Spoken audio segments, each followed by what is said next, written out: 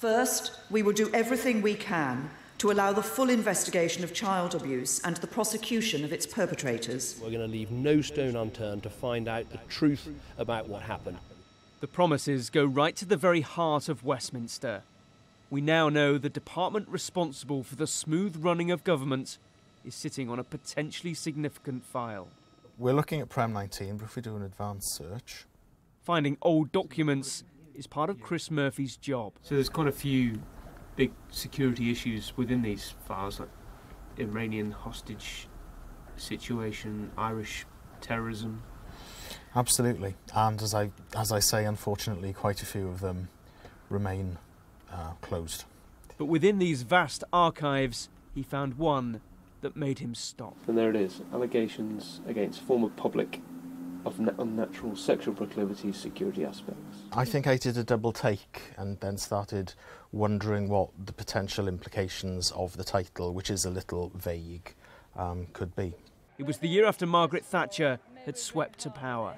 Where there is error, may we bring truth. It's highly likely she saw the contents. Documents prepared for the Prime Minister about the sexual practices of somebody of note. 35 years on, it's still classified on grounds of national security. The file is held by officials based here at the Cabinet Office on Whitehall.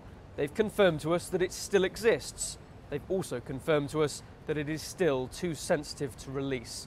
But they have made this promise, that any document that may be relevant will be released to the inquiry into historical child sex abuse. Thatcher's press secretary, Sir Bernard Ingham, has told Sky News he cannot recall the file, but that she was certainly aware of allegations against a minister. Sir Bernard wasn't able to go on camera, but we asked him, was anything done about this particular minister? He replied, well, I assume the police looked into it. We asked, did the government investigate the minister? Sir Bernard said, well, I asked him about it and he denied it. So no, I didn't do anything else. What was the alternative? The climate in Westminster has now changed, but in the past, the Cabinet Office have fought hard to hold on to information. Take the late Cyril Smith.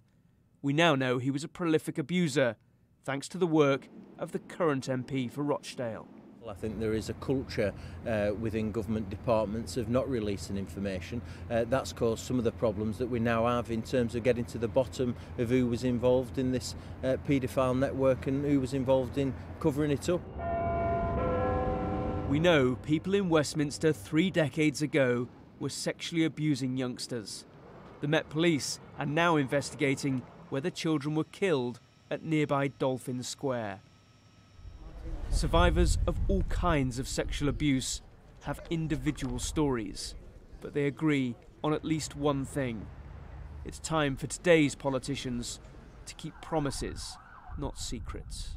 Tom Parmenter, Sky News, Westminster.